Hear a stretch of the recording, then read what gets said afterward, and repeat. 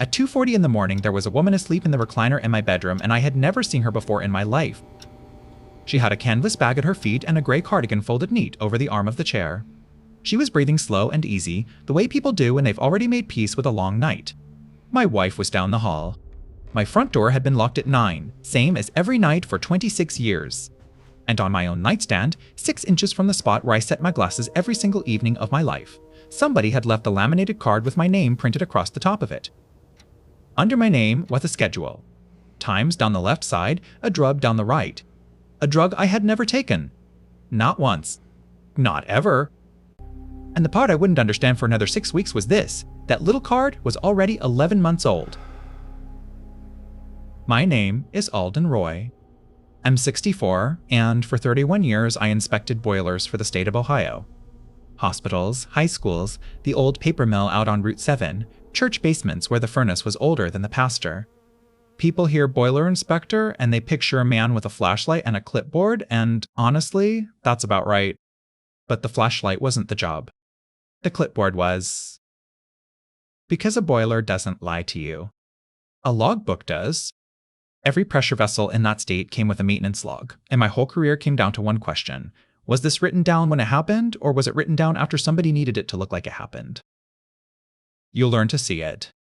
Real logs are a mess. Different pens, coffee rings, a Tuesday skipped because a guy called off, a number crossed out and corrected because the gauge was sticking. A real log has bad handwriting and worse spelling, and it looks like nobody cared how it looked, because nobody did. They were busy. A faked log is beautiful. Same ink, top to bottom. Even spacing. Every entry the same length. Not one correction in 300 pages. 31 years. And it boiled down to one line I said so often my daughter-in-law used to mouth it along with me at Thanksgiving. A real log is ugly. Only a lie is neat. Margie and I bought the house on Dunmore Street in 1999 with a 15-year mortgage and a leak in the back roof we didn't find until February. She taught 4th grade at Corliss Elementary for 22 years, and there are still men in this town pushing 40 who call her Mrs. Roy at the hardware store and stand up a little straighter when they do it. Her heart started giving out 4 years ago. Congestive failure, the kind that takes its time. By that fall, we'd moved a hospital bed into the front room where her sewing table used to be, because stairs were done for her. There's an oxygen concentrator by the window that hums like a refrigerator, and I'll tell you something strange. I sleep worse when it's quiet. I still make 2 cups of coffee every morning. Hers goes cold on the side table. I don't have a good reason for it. I just do it. Our son Warren is 38, a lineman for the county co-op, and when the storms come through, he's gone 11-12 days at a stretch, sleeping in a truck outside somebody else's flooded town. He married Renee 9 years ago. She works billing and coding at a specialty clinic over in Steubenville, and she is, without exaggeration, the most organized human being I have ever met.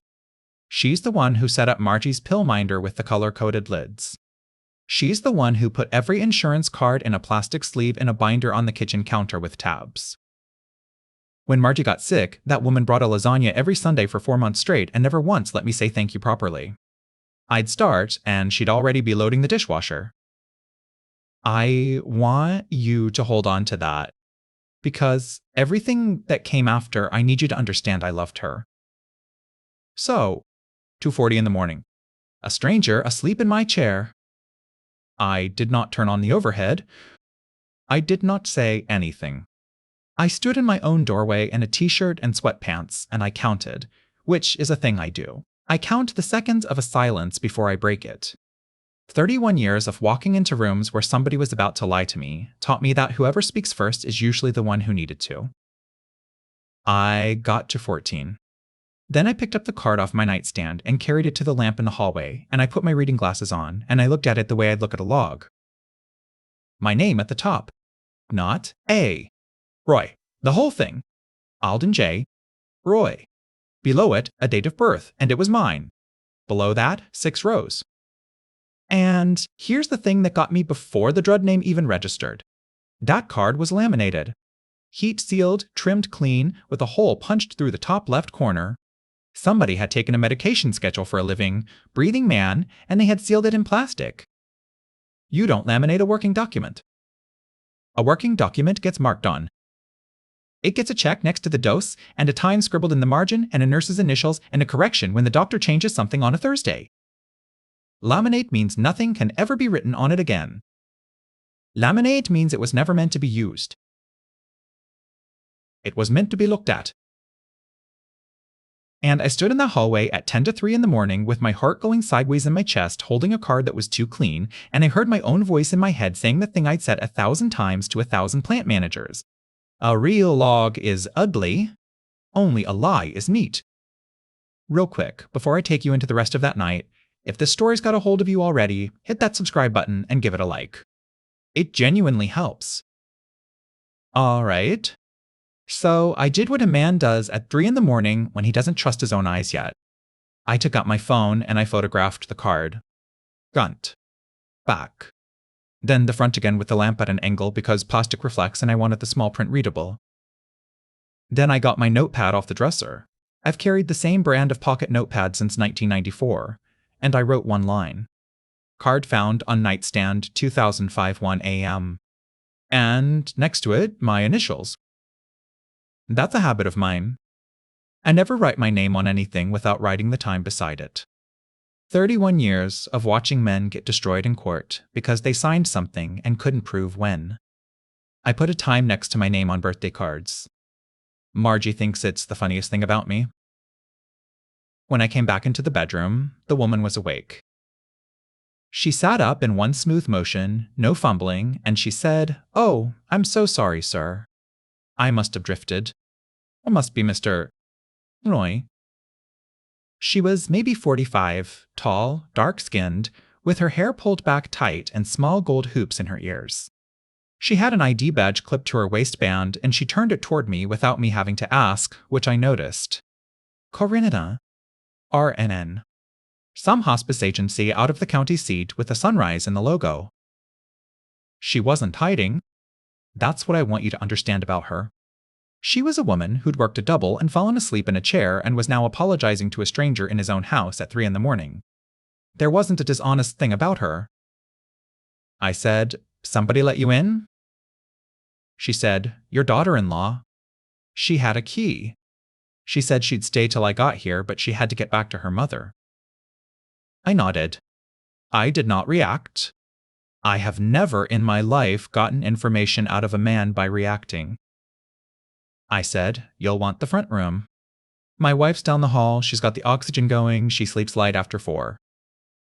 And Corinne looked at me, really looked for about 2 full seconds. Then she picked up her tablet and touched the screen. Before I tell you what she said, and I want your honest opinion here, if a stranger showed up in your house at 3 in the morning with paperwork about your family, what's the first thing you would have done? Tell me in the comments. I read every single one. She scrolled. She said, "I'm sorry, sir. I think there's been a mix-up. Let me just confirm the patient for you." And she read it off the screen. Slow. Careful. The way they're trained to. She said, "Roy Alden J. Date of birth, March 9th, 1962. That's my birthday. That's my name. The nurse wasn't there for my wife. She was there for me. I did not say, that's wrong. I did not say, there's been a mistake. I said, would you read me the referral date? She hesitated. You could see her weighing it, some rule about what a patient can and can't be told at 3 in the morning by a man in sweatpants who looks entirely too calm about the whole thing. Then she turned the tablet around and held it up so I could see it myself, and that told me everything I needed to know about Corinne.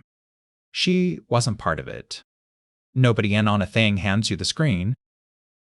The referral was dated 11 days earlier. Terminal cardiopulmonary decline. Prognosis under 6 months. Comfort measures. I read the whole thing twice. Then I said, "Do you have a printed copy?"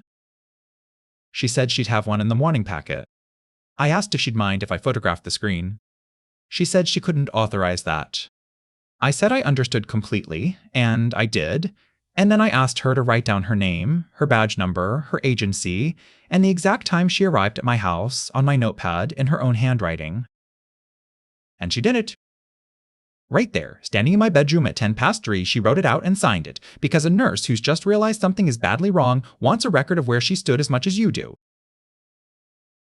I wrote the time next to her name. Then I made her a cup of coffee, because it was 3 in the morning and she'd driven 40 minutes to a house where she wasn't needed. We sat at my kitchen table under that ugly stained glass light fixture Margie's mother gave us in 1991, and Corinne told me about her own father, who'd been a machinist in Youngstown and who'd refused a walker until 11 days before he died. She laughed when she said it. That's the thing about hospice nurses. They're the only people I've ever met who can talk about dying without dropping their voice. Somewhere around 4, she said, "Mr. Roy, can I ask you something? How do you feel?" And I told her the truth. Zed, tired. Knees hurt.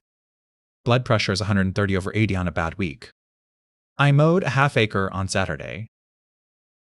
She nodded for a long time.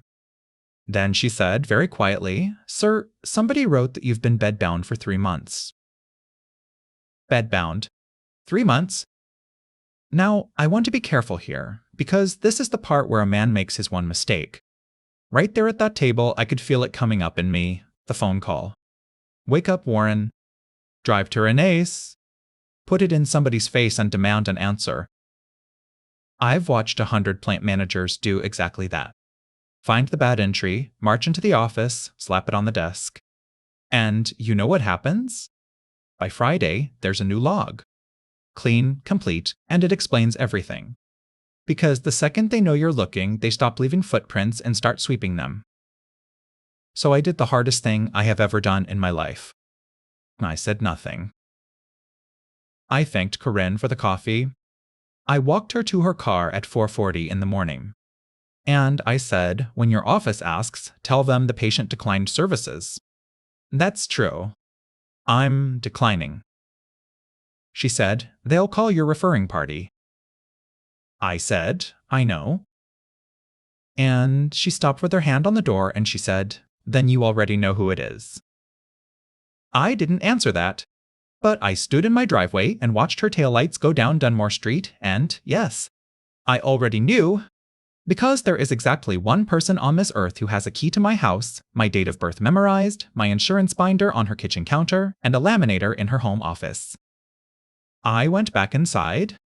I did not sleep. I sat in the front room and listened to that oxygen concentrator hum and watched my wife breathe, and around 6, I made 2 cups of coffee. Hers went cold on the side table. Then I went down to the basement and got out the file boxes. Now, here's something the people in my life have never quite understood about me. I keep everything. Not in a hoarding way. In a filed way. Every statement, every letter, every EOB, every policy update going back to 1988, in banker's boxes labeled by year in black marker. Margie used to call it the paper museum. Warren thinks it's a joke. Renee once told me, laughing, that I was the only person she knew who still got mail. 22 boxes. And not one person in my family had ever once opened a single one of them.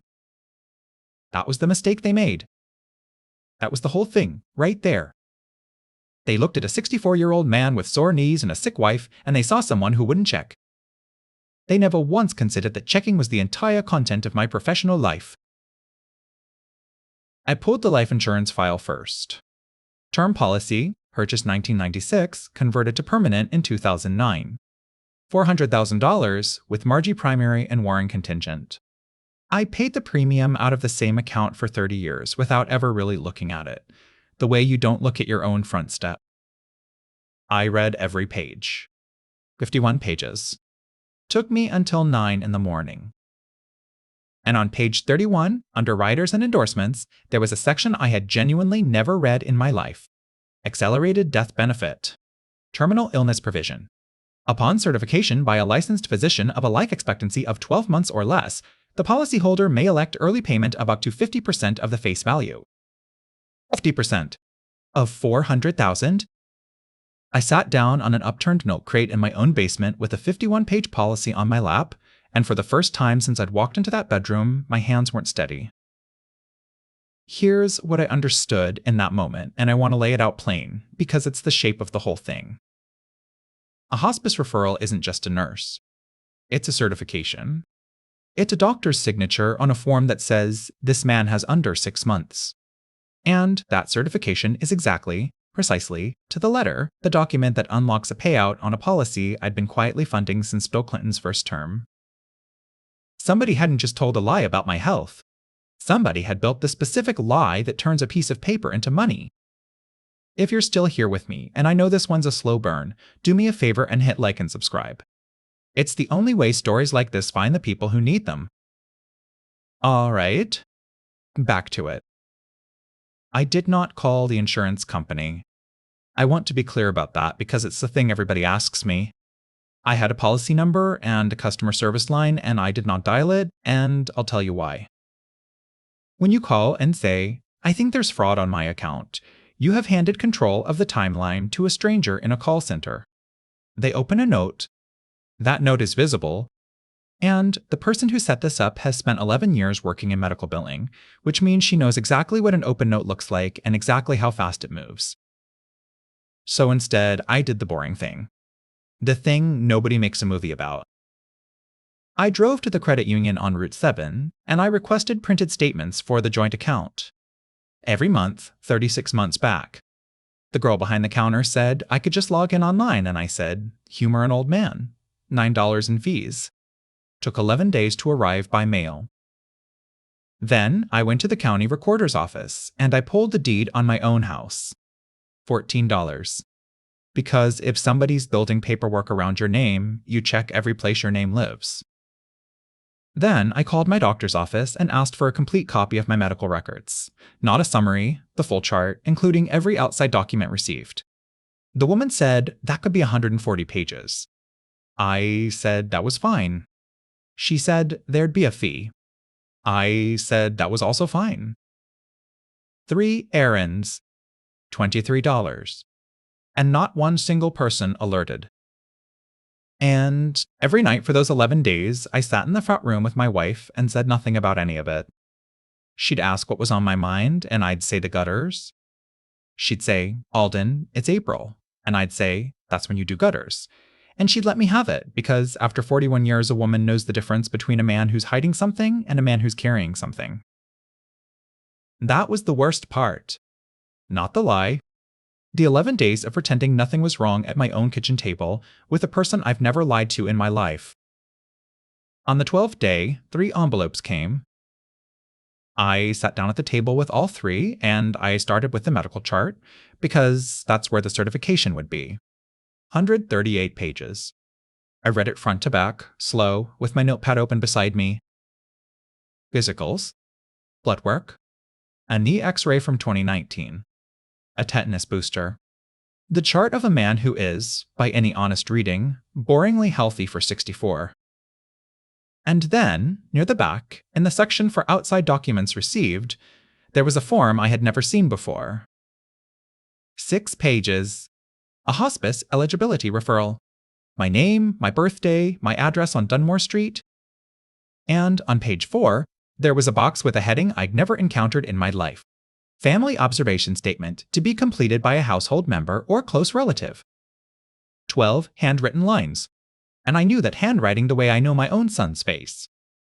Renee writes her lowercase a like a printed one, the kind with the little hook over the top, the way they teach you in a typeface and almost nobody does by hand.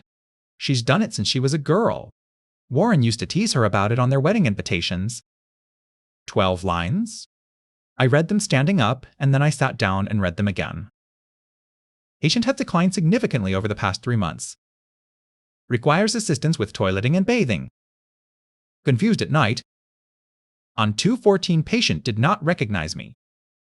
On 2/19, patient was unable to stand from a seated position without 2-person assist. On 3/3, patient stated he was ready to stop fighting and asked that no further measures be taken. February 14th. I know exactly where I was on February 14th because it's Margie's birthday and I drove to Wheeling in the sleet to get the coconut cake she likes from the bakery that only makes them on order. I have the receipt. In a box in my basement, labeled 2026. February 19th. I replaced the water heater in my own garage. 68 gallons. I carried the old one out myself, and I've got the picture I sent Warren of the corroded anode rod, time-stamped. March 3rd. On March 3rd, I sat in the front room and told my wife I'd trade every year I had left for one good, one of hers. And somebody had written that down as the day I gave up. I put the pages on the table, and I walked out to the garage, and I stood there for a while. I'm not going to dress that up. I stood in my own garage next to a water heater I'd installed on a day I supposedly couldn't rise from a chair, and I let it come, and then I put it away, because there was work to do. Here's what I understood when I came back in. That form has 3 signature blocks. Referring provider, agency intake, and family observation, and a hospice agency isn't going to move on a referral where the same person filled out 2 of the 3. Renee's handwriting was in the observation box, but it wasn't her name on the signature line. It was my brother's. Ferris Roy. Signed and dated the 22nd in blue ballpoint, in that big loose scrawl he's had since he was a kid. My brother Ferris is 69. He drove a bread route for 32 years, and he's the softest man I have ever known. He cries at commercials. He gave a stranger the coat off his back in a parking lot in 2004 and told our mother he lost it. He is not a criminal. He is a man who cannot sit across a kitchen table from a crying woman and say no. So I drove out to his place on Miller Road on a Tuesday, and I brought a coffee cake, and we sat on his porch like we've done 400 times, and I did not mention the form for 40 minutes. Then I said, Ferris, did Renee ever have you sign something? And he went the color of drywall. She said it was for Margie. I said, tell me exactly. He said she'd come over in February, sat at his kitchen table, said Margie's insurance was being difficult, that they needed a family statement so the agency would cover the extra nursing hours, that she'd already filled in the details because she knew the medical language and he didn't. He said she was crying so hard she couldn't get the words out clean. He said she told him about her mother. I said, did you read it?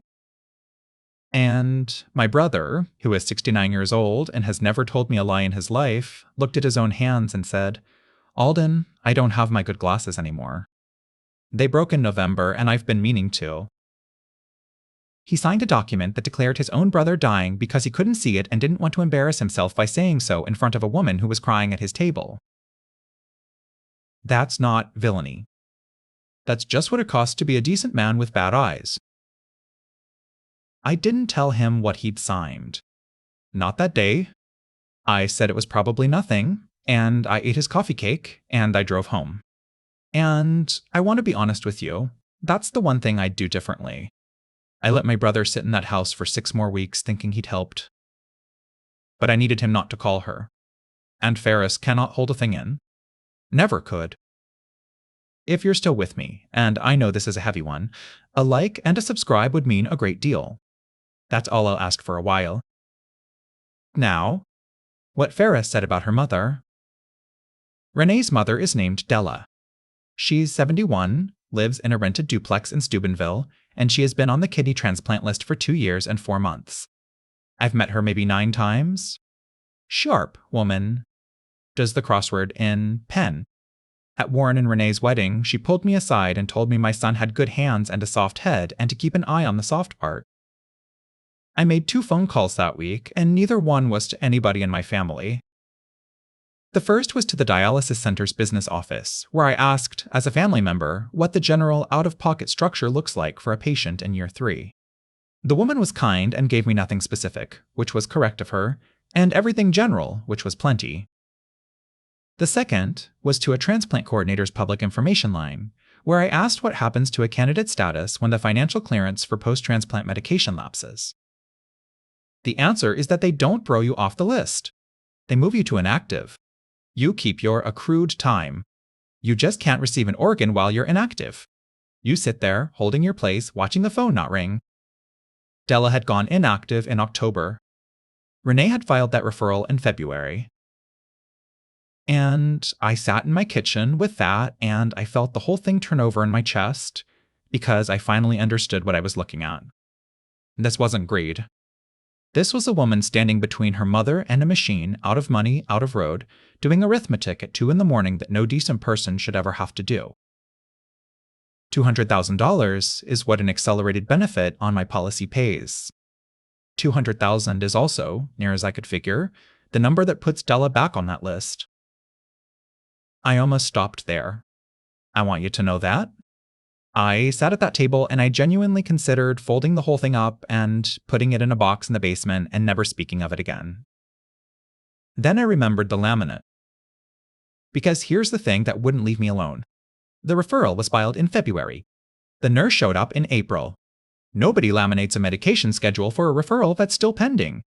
You laminate it when it's already part of a display, when it's meant to be handed to somebody, when it's an exhibit. So I went back to the basement and I got the credit union statements. 36 months, printed on paper, because paper doesn't reorder itself when you're not looking.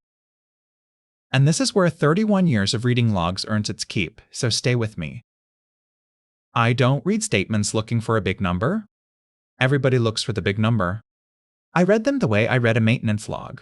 I look for the rhythm, and then I look for the place the rhythm breaks. My rhythm is boring. Pension deposit on the 1st. Social Security on the 2nd Wednesday. Utility auto drafts on the 8th. Insurance premium on the 15th. Grocery, pharmacy, gas, a diner charge on Sundays for 2 eggs over easy and black coffee. $13 and change every week for 9 years. And then, on a page from the previous year, the rhythm broke. The insurance premium on the 15th. It was still there, but the amount had changed. It had gone from $241.18 to $120.59. Exactly half, starting the previous May. And I sat there and did the only arithmetic that mattered. You don't cut a permanent life premium in half because of a rate adjustment. You cut it in half because the face value of the policy has been cut in half.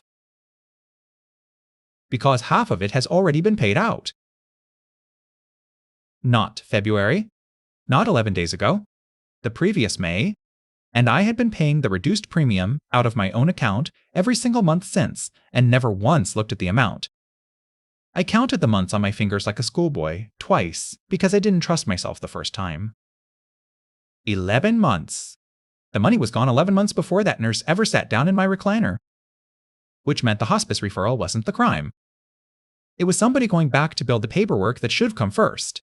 I want to explain what that means, because it's the difference between a mistake and a decision, and it's the whole reason I couldn't let it go. If you file a false referral and then collect the money, that's one act. Bad, but one. A person could do that in a week of panic and never sleep right again. But if the money moved first, in May, and the referral shows up 11 months later in February, then somebody spent 11 months living with it. 11 months of Sunday lasagnas. 11 months of color-coded pill lids. And then, at some point, something spooked her, and she went back and started manufacturing the history that was supposed to have existed all along. That's not desperation. Desperation is fast. That's a woman building a paper trail backward, one document at a time, because she knew somebody was eventually going to ask. So I stopped asking what happened and started asking the only question that ever mattered in my line of work. What made her start writing? I built a timeline. Legal pad, 1 line per event, date on the left, source on the right, because a fact without a source is just a feeling. May of last year, premium drops by half. June through December, nothing unusual. October, Della goes inactive on the list. January, nothing. February 14th, 19th, and March 3rd, the 3 dates in the observation statement. February 22nd, Ferris signs. April, the nurse. I stared at that for 2 days. And then I found it, and it was so small I'd walked past it twice. The annual policy statement. Every insurer mails one. Mine comes the last week of January every year in a windowed envelope, and I file it without reading it because I've had that policy for 30 years. The one that came that January was the first one after the payout. It would have shown a reduced face value, a paid accelerated benefit, and a date. And it came to my house, where Renee had a key and a binder on the counter and 11 years of experience knowing exactly what a windowed envelope from an insurance carrier looks like from across a kitchen. She didn't start writing because she got greedy. She started writing because a piece of mail arrived that was going to tell me, and she had about a month to make the story true before I opened it. I went and found the January statement in my 2026 box. Still sealed. I'd filed it unopened, the way I'd filed the last 9. And I sat there with it in my hands and thought, she was almost right about me. She'd bet that I'd file it without looking. And I did. She just didn't know that filing it and never looking are 2 different things in this house. I opened it. Face value, $200,000. Accelerated death benefit, paid. Date of disbursement, May 9th of the previous year. Method, electronic transfer. To an account ending in 4412. Not mine. Mine ends in 8030. Custance 1988. Look, I know this is a lot of numbers, but that's how this kind of thing actually gets found. Not with a confession. With a 4-digit number on page 2. If you're finding this worth your time, hit like and subscribe. It matters more than you'd think. Now, here's where I made the choice that decided everything, and I want to walk you through the reasoning, because I think it's the only part of the story I'm actually proud of. I could have taken all of it, the statement, the chart, the observation page, the timeline, to the county sheriff's office that afternoon. And here's what would have happened. A deputy would have taken a report. It would have gone to the prosecutor. And it would have become Alden Roy versus Renee Roy, and my son would have had to pick a side of a courtroom, and every relative we have would have spent Thanksgiving deciding whether the old man was right or just cruel. Insurance fraud isn't a family matter. It's a contract matter. There is an entire department at that carrier whose only job is to look at a claim and determine whether the documentation supports it. They are not emotional. They do not attend Thanksgiving. And here is the beautiful, terrible part. Renee had already sent them the evidence. Herself. In her own handwriting. Because when the referral went through in February, a copy went to the carrier as supporting documentation for a benefit that had already been paid in May. She hadn't just committed it. She'd filed it. So I called the number on the back of the statement. Not the claims line. The one that says, report suspected fraud. The man's name was Dwight. I told him I was the insured, I was alive, I was not in hospice, and I believed a benefit had been paid on my policy without my knowledge. He asked if I could support that. I said, I can send you 141 pages, indexed with a 1-page summary on top. There was a pause on that line, I will remember until the day I actually do die. Then Dwight said, Sir, in 9 years, nobody has ever said that sentence to me. The packet went out certified mail on a Thursday. And the summary page had one line at the bottom that I thought about for a long time before I wrote it. I am not asking for money. I am asking you to determine what is true. Then came the part nobody tells you about. The waiting. 6 weeks. And in those 6 weeks, life did not have the decency to pause. Renee came by on a Sunday in May with a lasagna and a bag of the good oranges Margie likes. She sat on the edge of the hospital bed in the front room and held my wife's hand and read her the church bulletin out loud, doing the voices for the announcements, and Margie laughed until she had to reach for the oxygen. And I stood in the doorway of my own front room and watched a woman who had declared me dying make my wife laugh, and I could not make those 2 things fit inside one person. I still can't. I've had a year to try. On her way out, she stopped at the counter and squared up the binder so the edges lined up with the tile grout. And she does that. Everything at right angles. She said, Alden, you doing okay? You seem far away lately. And I said, gutters. She said, it's May. I said, that's when you do gutters.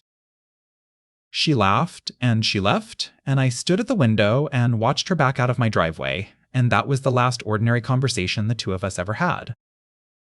Before I tell you what came back in the mail, I want to know what you think.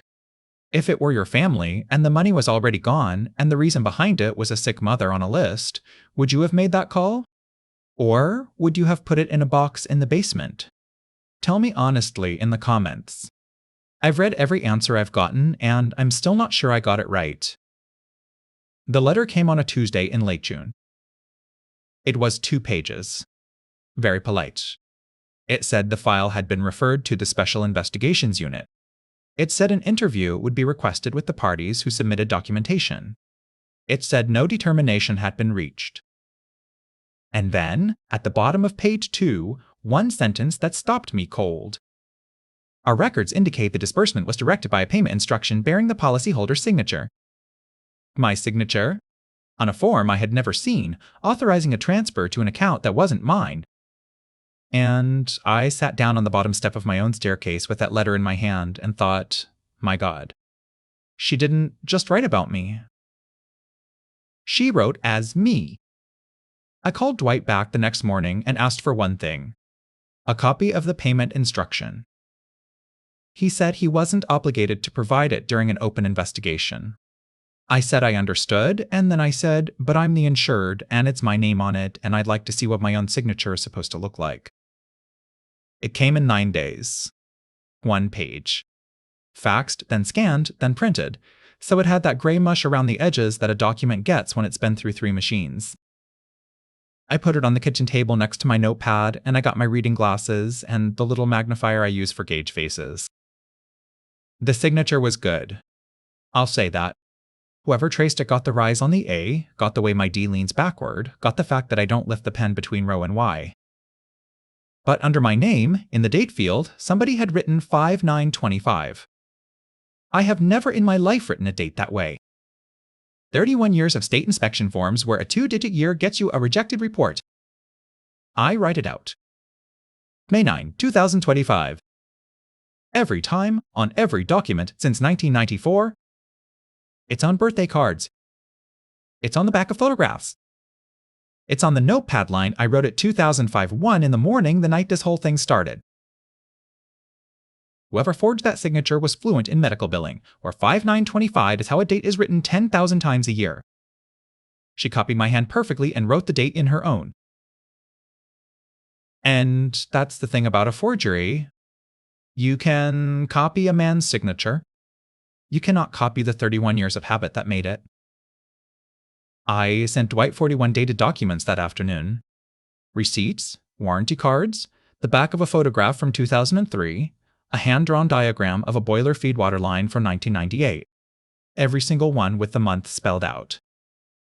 And then I sat down and wrote one more line on the summary page, because I'd finally understood what I was actually looking at. The signature is a copy of me. The date is a copy of her. I know I've asked already, but if you're still here at this point in the story, hit subscribe. Genuinely, it's the whole reason I can keep telling these. The SIU interviews happened in August. I wasn't in the room and I've never asked for a transcript. But I know what came out of them because in September the whole thing appeared to end. I got a letter. 1 page. It said the investigation had concluded. It said the carrier had determined that the accelerated benefit was disbursed on the basis of documentation that could not be substantiated. It said the matter had been resolved between the carrier and the submitting parties, and that the policy would be reinstated at full face value with no further action required by the insured. Resolved between the parties. I read that sentence about 9 times. There was no referral to a prosecutor mentioned, no restitution figure, no admission. $200,000 had walked out of my life in May of the year before, and a corporate letter with a stock photo of a lighthouse on the letterhead was telling me the file was closed. And I'll be honest with you, for about a week, I let myself believe that was the ending. Policy restored. Nobody in handcuffs. Warren never has to know. My brother never has to find out what he signed. I even started to think that might be the merciful version. Della's still on the list somewhere. Renee's got a scare she'll never forget. Everybody keeps their family. I put the boxes back in the basement. I mowed the yard. I made 2 cups of coffee every morning and one of them went cold. And then, on a Thursday in October, my son sat down at my kitchen table and put a manila envelope in front of me, and his hands were shaking. He said, "Dad, why does the insurance company want a statement from me about your handwriting?" So there it was. It was never over. It was just quiet. Because here's what I didn't understand about that September letter and what I've since learned the expensive way. When a carrier says a matter is resolved between the parties, that means the money side is settled. The policy restored, the claim reversed, whatever repayment agreement got signed in a conference room I wasn't in. It does not mean the file stops moving. Because a suspected forgery of a policyholder's signature isn't a customer service issue. In this state, it goes to a fraud reporting bureau by statute, whether the carrier feels like it or not. Nobody has to press charges. The obligation is automatic. Renee had spent 11 months managing every person in this story. She managed Paris. She managed the agency. She managed the referral, the observation, the timeline. And in the end, the thing that came for her wasn't a person at all. It was a mandatory reporting requirement that doesn't care why you did it. Warren sat at that table and I told him everything. 2 hours. I laid it out in order, with the documents, in the same sequence I found them, because I wanted him to arrive where I arrived instead of being told. When I got to the observation statement, to February 14th, and the coconut cake, and March 3rd, my son put a space in his hands and made a sound I hadn't heard from him since he was 9 years old, and we put his dog down. He said, "She told me the money came from her mother's church. $200,000. And he'd believed it. Because his wife told him, and because he was gone 11 days at a stretch in a bucket truck in another county, and because when you love somebody, you don't audit the story. That's the whole point of loving somebody." And that's when I understood the actual cost of this thing. It was never going to be the money. The money came back. What didn't come back was my son's ability to be told something and simply believe it. He asked me why I hadn't come to him in April. And I told him the truth, which is that in April, I didn't know if he was in it. I said it plain because he deserved plain.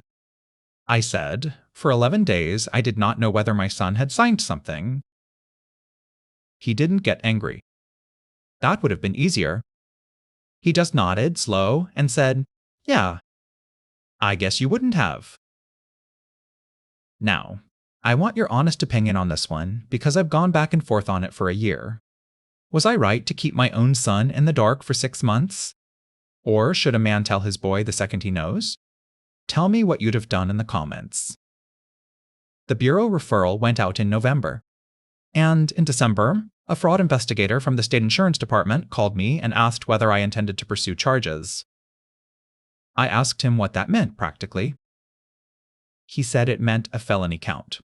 Forgery and insurance fraud over $100,000, which in this state is not a wrist slap. He said with no priors and a repayment agreement she'd likely serve some, and that either way she'd never work in medical billing again as long as she lived. He said the victim's position carries weight. And I said, "Can I have a week?" I spent that week doing something I have not told anybody about until right now. I drove to Steubenville on a Wednesday, and I sat in the parking lot of a rented duplex for 40 minutes. Then I went and knocked on Della's door. She opened it in a housecoat with an oxygen line of her own, and she looked at me, and before I said one single word, she said, "You know." I said, "How long have you known?" She said, "Since June." When she told me the church had raised it, she held the door frame with both hands. "Alden, I've been in a church my whole life. A congregation of 80 people in a rented storefront does not raise $200,000 for a woman's kidney." I asked if I could sit down. She made coffee neither of us drank. Her kitchen had one of those flip calendars from a heating company, and every page had a name and a phone number written across the bottom in blue pen. Nephrologist, coordinator, pharmacy, ride service. A whole life reduced to a rotation of people you have to call in a certain order. She said, I asked her 3 times where it came from. 3rd time, she stopped answering and started organizing my cabinets. That's what she does. When she can't answer you, she cleans. I said, "Did you take it?" And she said, "I'm on the list, aren't I?" Then she said the thing I've carried around ever since. She said, "I'm 71 years old and I let my daughter hand me something I knew was wrong, because the alternative was dying on an inactive list while she watched. So you can put whatever name on me you want. I'm not going to argue with any of them. We sat there a while. 2 old people in a rented kitchen with cold coffee. And then she said, "Is your wife all right?" And that broke something open in me, because it was a real question. She meant it. This woman, holding the proceeds of my faked death, wanted to know how Margie was doing. I said Margie was about the same. She nodded and said, "Tell her I still think about the hat she wore to the wedding." I drove home the long way, out past the reservoir, and I pulled over twice. Because here's what that visit did. Up until that Wednesday, I had a villain. It's cleaner with a villain. You can point at the person, put the whole weight of it on them, and let the machinery do its work with a clear conscience. And then you sit in her mother's kitchen, and you find out the mother knew, and the mother took it anyway, and she'd do it again. And, honestly, put a scale in front of me and tell me to weigh $200,000 of a healthy man's paperwork against a woman's actual life, and I'm not sure I trust myself to hold that scale steady. That's not me excusing it. I want to be very clear. She wrote 3 nights that never happened. She wrote that I gave up on March 3rd, and she did it on purpose, and she put my brother's signature under it and let him carry it around for 6 weeks thinking he'd helped. But a man can hold 2 things at once. She was wrong, and she was cornered, and both of those are true, and neither one cancels the other. I called the investigator on the Monday. I told him I would not be pursuing charges, that I would cooperate fully with anything the state chose to do on its own, that I would sign anything and testify to anything if subpoenaed, but that I would not be the one asking for a cell. He said he'd note it. He said it wouldn't necessarily stop anything, and it didn't. She surrendered her billing credential in February, and there's a civil judgment on a repayment schedule that will follow her until she's about 60. But no felony count. No courtroom. My son didn't have to sit behind anybody. And then I said the only thing I actually wanted out of any of it. I said, I want one thing in exchange, and it isn't money. I want the truth. Written down in her handwriting, signed and dated. And I want it given to my son. The investigator said that wasn't something he could compel. I said, I know. That's why I'm asking her instead. It took 4 months. It arrived on a Saturday in March in a plain envelope with no return address, and Warren brought it over unopened because it was addressed to him and he wanted me in the room. 3 pages. Both sides. Her handwriting, that printed lowercase a on every line. And she dated it March 14, 2026, spelled out. Month written in full.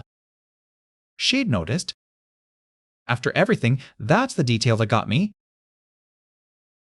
I'm not going to read you the whole thing.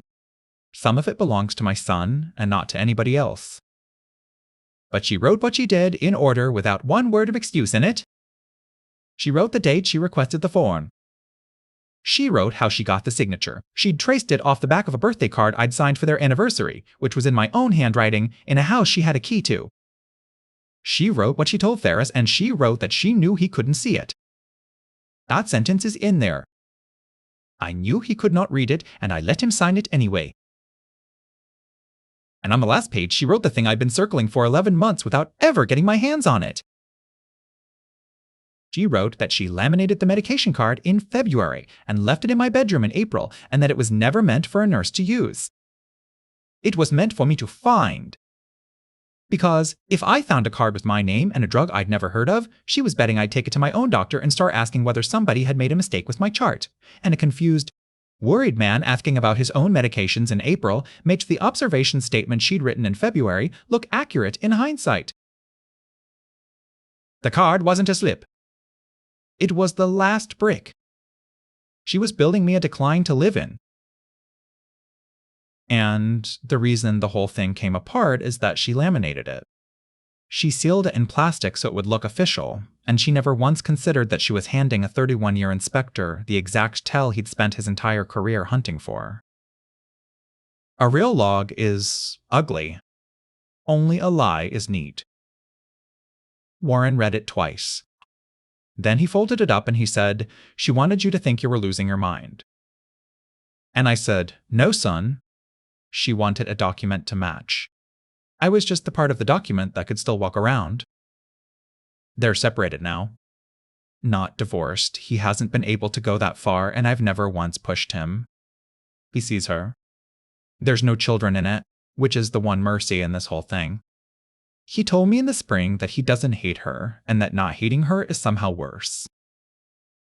My brother Ferris found out in January because Warren told him, and I'll never entirely forgive myself for not being the one who did it. He came to my door that same night with his hat in his hands like a man from another century, and he said, "I signed you dead." I said, "You signed a piece of paper you couldn't read for a woman crying in your kitchen. That's not the same thing." He didn't believe me. He's got the good glasses now. Wears them everywhere, even to church, even to bed practically. Reads every single thing anybody puts in front of him twice. He's 69 years old, and he reads restaurant menus like they're contracts, and it kills me a little every time I watch him do it. The policy was restored to full face value. $200,000 went back where it came from, and my premium went back to $241.18 on the 15th of the month. And Margie's still here. 14 months passed when they told us. She knows all of it now. I told her in October, sitting on the edge of that hospital bed, and she listened the whole way through without saying a word. When I finished, she said, "Alden, come here," and I did. And she said, "You didn't get angry?" And I said, "I got angry." And she said, "You got careful. That's not the same, and it's better, and you've been doing it since 1985. I keep that laminated card in my nightstand drawer. Same drawer where my glasses go. Not as a trophy. As a reminder that somebody once looked at me and saw a man who wouldn't check. And every so often, when I can't sleep, I take it out and look at it under the lamp. Perfect edges. Even spacing. Every line the same length. Not one correction on the whole thing. The neatest document anybody ever handed me. And the only one in my whole life that was entirely a lie. If this story stayed with you, and you'd like to hear more true-to-life stories of secrets and quiet justice, tap the video on your screen now. I'll be waiting for you there.